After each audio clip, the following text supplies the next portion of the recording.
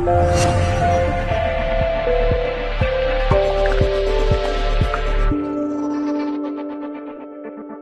guys, happy Friday. I hope you're having a great day. I decided to go ahead on in today and share with you guys a recipe I came up with yesterday because I had some Raisin apples in my refrigerator from my Farm First to You shipment 2 weeks ago. So I wanted to get them out of the refrigerator before they get too ripe.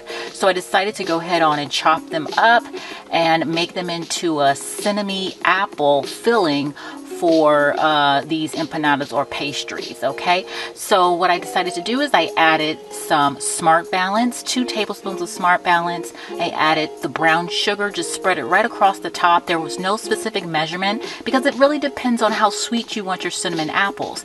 And then as far as the cinnamon, I sprinkled that right across the top as well with some nutmeg, and that is about it. And then you go ahead and let that boil down and let the apples get tender, and then you'll have a nice thick consistency. You don't need to add any cornstarch. I saw a lot of recipes about that online, but I didn't use any cornstarch, and my cinnamon apples came out nice and rich and thick. And for a little quick tip, if you have some maple syrup around the house and it's nice and thick, you can go ahead and toss some of that in at the very end. And then for my crust, I used this crust by Krusty's pie mix. I used this for a pot pie I did last week for dinner, and so it turned out so well. And all you need is this pie mix and a couple teaspoons of water and some extra flour, and I used some of the Bob's meal flour and this gluten-free flour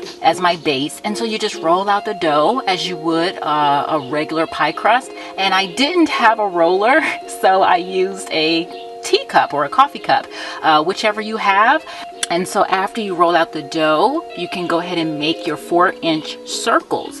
I used a plastic container as my round circle, and you want to make sure that you roll the dough out about 1/8 of an inch thick so that you can, fold it over and crimp the edges. And then after that, your filling can be put into the dough, fold it over, crimp the edges.